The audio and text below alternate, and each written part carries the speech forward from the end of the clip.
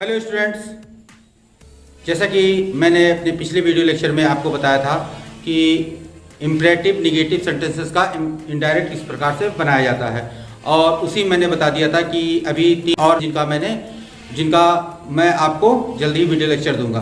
तो आज उन्हीं 3 बचे हुए टॉपिक में से एक अगले टॉपिक का वीडियो लेक्चर मैं आपको देने वाला हूँ, और वो टॉपिक है लेट का यूज़। यानी लेट का यूज़ अगर किसी सेंटेंस के रिपोर्टेड स्पीच में हो रहा है तो उसको हमें इनडायरेक्ट किस प्रकार से बनाना है, ये आज हम जानेंगे।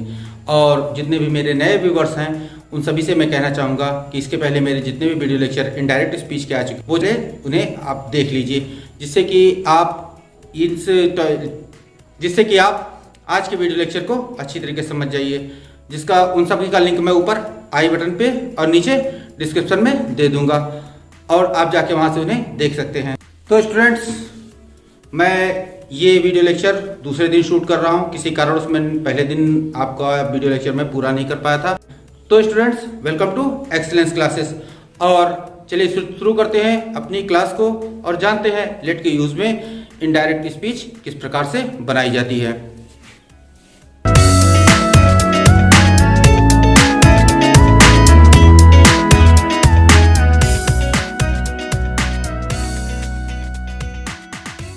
स्पीच में हमें लेट का प्रयोग मिल जाए तो उसको हमें इनडायरेक्ट किस प्रकार से बनाना रहता है।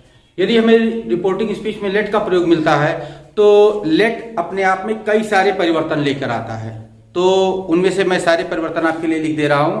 तो सबसे पहले क्या होगा कि इंपरेटिव सेंटेंस में जो लेट का प्रयोग हो रहा है उस पर जो इनडायरेक्ट स्पीच जब बनाई जाएगी तो रिपोर्टिंग वर्ब को जो हमें प्रपोज या प्रपोजेज या प्रपोज्ड में बदल देना रहेगा, या फिर सजेस्ट या सजेस्टेड में बदल देना रहेगा। क्लियर? मतलब यहाँ पे अगर लेट का प्रयोग हो रहा है, लेट के प्रयोग से कोई भी प्रपोजल का मतलब ये होता है कोई भी प्रस्ताव, और सजेशन का मतलब होता है कोई भी सुझाव। यानी लेट के प्रयोग से कोई प्रस्ताव या कोई सुझाव प्रदर्शित हो रहा है तो वाक्य के अर्थ के अनुसार हम लोग रिपोर्टिंग वर्ब को जब हटाएंगे कि टेंस के अनुसार सजेस्ट या फिर प्रपोज का हम लोग यूज करेंगे, और टेंस से हम प्रेजेंट टेंस में भी रख सकते हैं और पास्ट टेंस में भी रख सकते हैं। क्लियर? दूसरा नियम ये होता है, दूसरा परिवर्तन हमें मिलेगा कि यदि सेंटेंस में रिपोर्टिंग ऑब्जेक्ट मिलता है, यानी सेंटेंस में हमें रिपोर्टिंग ऑब्जेक्ट यदि मिल जाता है तो सजेस्ट या प्रपोज जो रिपोर्टिंग वर्ब को हटा के हम लोग लिखेंगे, उसके बाद रिपोर्टिंग ऑब्जेक्ट को लिखने से पहले और प्रपोज या सजेशन के शब्द के बाद हमें टू का प्रयोग करना रहेगा। अर्थात कि जो रिपोर्टिंग ऑब्जेक्ट है उसके पहले हमें टू को लगाना रहेगा। क्लियर? अब आ जाते हैं अगले परिवर्तन की तरफ। यदि रिपोर्टिंग ऑब्जेक्ट हमें वहां पे नहीं मिल रहा है, रिपोर्टिंग ऑब्जेक्ट यदि हमें सेंटेंस में नहीं मिल रहा है, तब वहां पे हम क्या करेंगे, तो वहां पे हमें वर्ब की आईएनजी फॉर्म लगा देंगे। सजेस्ट या प्रपोज के तुरंत बाद हम लोग वर्ब की आईएनजी फॉर्म लगा देंगे। फिर क्या होगा, इन्वर्टेड कामा को हटाएंगे, दैट लगाएंगे, लेट को हटा देंगे, और इसके बाद ऑब्जेक्टिव केस का प्रोनाउन जो अस टाइप का मिल जाता है, अस या देम, इसको सेंटेंस के अर्थ के अनुसार नॉमिनेटिव केस, यानी ऑब्जेक्टिव केस को सेंटेंस के अर्थ के अनुसार नॉमिनेटिव केस में हम लोग परिवर्तित कर देंगे। क्लियर? ये इतने कुछ नियम है, इसे आप लिखिए। इसके बाद 2 नियम और है, फिर इसके बाद एग्जाम्पल उसका देते हैं। तो स्टूडेंट्स, इसके आगे के नियमानुसार होता है कि वी और दे, यानी जो हमें अस जो मिलता है वो ऑब्जेक्टिव केस का अस मिलता है, उसे जब हम नॉमिनेटिव केस में बदलते हैं तो वी या दे बना देते हैं। तो वी या दे का जब हम भी प्रयोग करें तो उसमें वर्ब की फर्स्ट फॉर्म का यूज किया जाता है। क्लियर? अब वी का प्रयोग कब किया जाता है सेंटेंस में? वी का प्रयोग हमें तब करना पड़ता है जब सेंटेंस में होने वाले कार्य में रिपोर्टर स्वयं सम्मिलित होता है। क्लियर? और दे का प्रयोग हमें वहां पे क्या करना रहता है, जब सेंटेंस में होने वाले कार्य में रिपोर्टर सम्मिलित नहीं होता है, इसीलिए तब वहां पे हमें दे का प्रयोग करना रहता है। फिर आगे नियम होता है अन्य ऑब्जेक्टिव केस, यानी जो भी ऑब्जेक्टिव केस के सेंटेंस मिलते हैं उसे हम लोग प्रोनाउन को, जो ऑब्जेक्टिव केस का जितना भी प्रोनाउन हमें मिलेगा उन सब को नॉमिनेटिव केस के प्रोनाउन में हमें बदल देना रहेगा। क्लियर? चलिए इन्हें नोट कीजिए, फिर आगे बढ़ते हैं। तो आज चलते आगे बढ़ते हैं और देखते हैं कि जो पिछली स्लाइड में मैंने जो आपको रूल बताए थे उसके एग्जाम्पल्स किस प्रकार से होंगे। स्टूडेंट, पिछली स्लाइड में जो मैंने आपको रूल लिखाए थे उससे संबंधित एग्जाम्पल कुछ इस प्रकार से है कि Mohan said to his friend let us go to the cinema. अब यहाँ पे प्रपोजल है, तो प्रपोजल सेड टू को हटा के प्रपोज्ड का यूज कर दिया। क्लियर। अब प्रपोज्ड के बाद टू हिज फ्रेंड, क्योंकि हमने बताया था कि रिपोर्टिंग ऑब्जेक्ट यदि आता है तो रिपोर्टिंग ऑब्जेक्ट के पहले हम लोग टू का प्रयोग करेंगे, तो टू हिज फ्रेंड। अब इन्वर्टेड कॉमा हटा के दैट लगाएंगे और उसके बाद अस को वी में बदलेंगे। वी को कहाँ यूज बताया था? वी का यूज मैंने बताया था कि जब भी कर्ता यानी कार्य करने वाला जो सब्जेक्ट होगा हमारा, यानी जो रिपोर्टर होगा वो स्वयं कार्य में सम्मिलित होगा तो वी का प्रयोग करेंगे। अगर रिपोर्टर कार्य में सम्मिलित नहीं है तो हम लोग दे का प्रयोग करेंगे। तो यहाँ पे रिपोर्टर कार्य में सम्मिलित है तो हम लोग वी लगाया और उसके बाद should go to the cinema. अब शुड का प्रयोग करेंगे। इसी तरह दूसरा एग्जांपल है I said to villagers let us help the poor. अब यहाँ पे सजेशन दी जा रही है, यहाँ पे सजेशन दी जा रही है तो क्या हो जाएगा? I suggested to villagers. Clear. क्योंकि रिपोर्टिंग ऑब्जेक्ट पहले टू लगाया, that we should help the poor. Clear. उम्मीद है इन दोनों एग्जाम्पल की सहायता से आपको पिछली साइड में लिखाया गया जो रूल है वो अच्छी तरह से क्लियर हो गया होगा। तो इन्हें आप नोट कीजिए और उसके बाद चलते हैं अपने रूल्स की तरफ। तो स्टूडेंट्स, अगले रूल की तरफ चलने से पहले हम लोग जो पिछला रूल पढ़ के आया है, जो पिछली साइड में जो रूल पढ़े हैं, उन रूल से संबंधित एक सेंटेंस स्ट्रक्चर में लिख देना चाहता हूं, जिस सेंटेंस स्ट्रक्चर को पढ़कर आप लोगों को जो उस टाइप के सेंटेंस आएंगे उसका इनडायरेक्ट बनाना आसान होगा। तो देखते हैं कि सेंटेंस स्ट्रक्चर हमारा क्या है। तो सेंटेंस स्ट्रक्चर कुछ इस प्रकार से कि सब्जेक्ट प्लस सजेस्ट या प्रपोज, जो सेंटेंस में दिया रहा है, सजेस्ट या propose plus two plus reporting object. यदि रिपोर्टिंग ऑब्जेक्ट है तो रिपोर्टिंग ऑब्जेक्ट के पहले टू, उसके बाद दैट, उसके बाद सब्जेक्ट यानी वी या दे, जो सेंटेंस में जैसा लगे वैसा आप यहाँ वी या दे को यूज कीजिए। फिर उसके बाद शुड, फिर वर्ब फर्स्ट फॉर्म। सेंटेंस हमने एक एग्जांपल भी ले लिया है, he said let us go for a walk. अब इसको जब हम लोग इंग्लिश में मतलब जब इसको हम लोग इनडायरेक्ट बनाएंगे तो कुछ इस प्रकार से बनेगा, ही सजेस्टेड, ही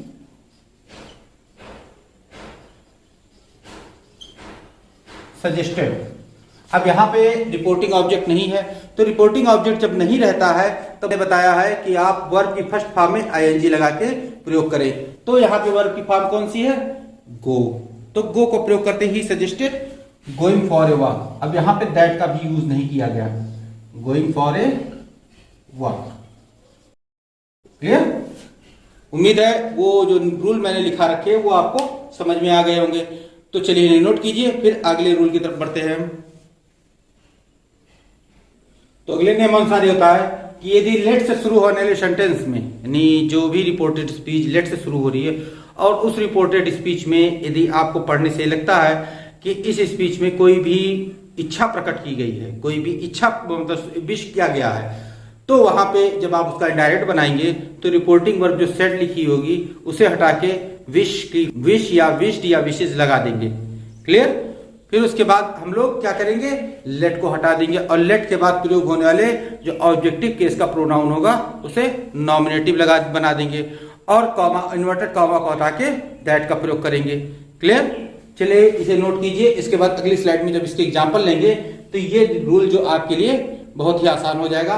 तो सबसे पहले इन्हें आप नोट कर लीजिए और इसके बाद इसको देखते हैं। आखिरी नियम अनुसार होता है कि नॉमिनेटिव केस के प्रोनाउन ने आई, शी, इट या जो भी हो, इसके बाद हम लोग क्या करते हैं? इसके बाद हम लोग शुड का प्रयोग करते हैं और शुड के बाद वर्ब की फर्स्ट फॉर्म लगाते हैं। यानी कि इसमें जो इसके पहले के रूल था उस अस को हम लोग वी या दे में नहीं बदलते हैं। इसमें हम लोग इस सेंटेंस के पर्सन और जेंडर के अनुसार उसमें अलग अलग प्रकार के नॉमिनेटिव केस का प्रयोग करते हैं। यानी कि जो हमें ऑब्जेक्टिव केस में मिलता है लेट के बाद, वो लेट जो हमें अस ही नहीं मिलेगा, कुछ और भी मिलेगा, मी मिल सकता है, देम मिल सकता है। तो वहां पे आप लोगों को सेंटेंस के जेंडर, सेंटेंस और सेंटेंस का जो रिपोर्टर होता है उसके अनुसार लेट के बाद प्रयुक्त हुआ ऑब्जेक्टिव केस जो होता है उसको नॉमिनेटिव केस बनाना रहता है।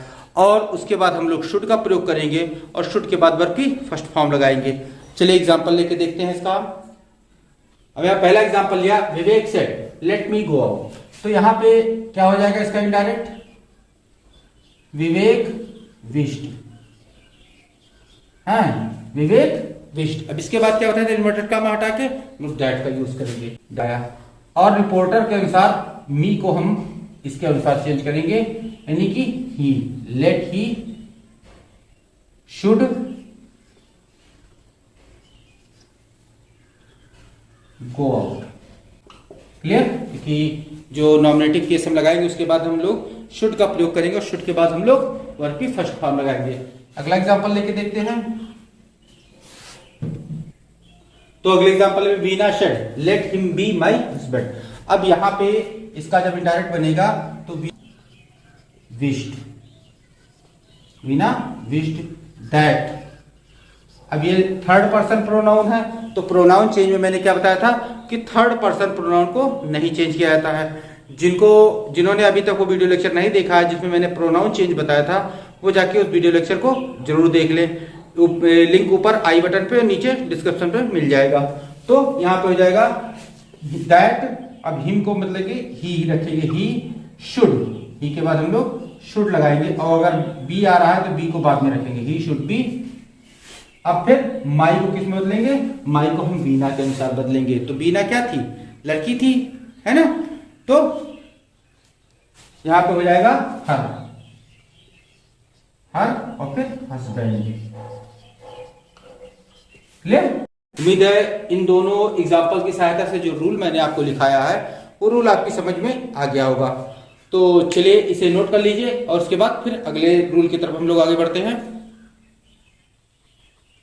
तो स्टूडेंट्स, अगले नियमानुसार कि यदि लेट से स्टार्ट होने वाले किसी भी सेंटेंस में आपको ये देखने को मिल जाए कि उस सेंटेंस परमिशन मांगी जा रही है या परमिशन दी जा रही है या अनुमति मांगी जा रही है, अनुमति दी जा रही है, तो जब उस सेंटेंस को हम लोग इनडायरेक्ट में चेंज करते हैं तो क्या करते हैं? रिपोर्टिंग वर्ब को हम लोग सेंटेंस के अर्थ के अनुसार ऑर्डर में या रिक्वेस्ट में या आस्क में चेंज कर देते हैं। यानी टेंस के अनुसार तो ऑर्डर को ऑर्डर्ड या फिर आस्क को आस्क्ड या फिर रिक्वेस्ट को रिक्वेस्टेड में बदला जा सकता है, लेकिन यहाँ पे इसके सेंटेंस के अर्थ के अकॉर्डिंग जो अर्थ सेंटेंस में अर्थ निकल रहा है उसके अनुसार हम लोग ऑर्डर, आस्क या रिक्वेस्ट में चेंज कर सकते हैं। उसके बाद इन्वर्टेड कामा और दैट को हटा दिया जाता है, और उसके बाद जो इन्वर्टेड कामा दैट को हटा दिया जाता है और तो हम लोग टू अलाउ का प्रयोग करते हैं कि तो सेंटेंस में टू अलाउ की जगह टू लेट का भी प्रयोग किया जा सकता है, लेकिन अधिकतर सेंटेंस में टू अलाउ का ही प्रयोग होता है।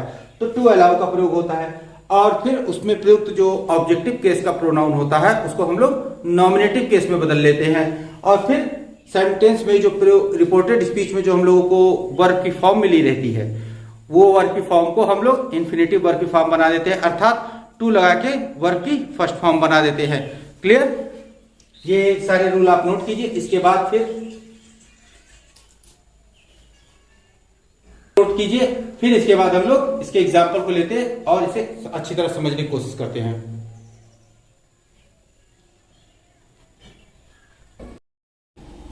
तो स्टूडेंट्स, अगले नियमानुसार यदि किसी सेंटेंस में लेट प्लस डेयर बी या इट बी का प्रयोग देखने को मिल रहा है, सेंटेंस इससे शुरू हो रहा है, तो इससे बोध होता है कि कल्पना की जा रही है या सपोज किया जा रहा है। तो इसका जब हम इनडायरेक्ट बनाते हैं तो कुछ इस प्रकार से बनाते हैं कि रिपोर्टिंग वर्ब को सपोज में बदल दें। रिपोर्टिंग वर्ब जो हमें मिलेगी सेज या सेड, उसको सपोज में बदल दिया जाएगा। इन्वर्टेड कामा को और लेट को हटा देंगे, लेकिन इन्वर्टेड कामा को हटा के हम लोग दैट का प्रयोग करेंगे। और सेंटेंस में अगर इट बी है तो टू बी का प्रयोग होगा, यानी देयर बी हो तो टू बी या इट बी हो तो टू बी, यानी देयर बी या इट बी में से कुछ भी मिल जाए आपको तो उसकी जगह हटा के हम लोग टू बी का प्रयोग करेंगे। तो और सेंटेंस को हम लोग इनडायरेक्ट बना लेंगे। सेंटेंस को बनाएंगे, एक एग्जांपल में लिया, he said let it be A square, तो यहां पे हो जाएगा ही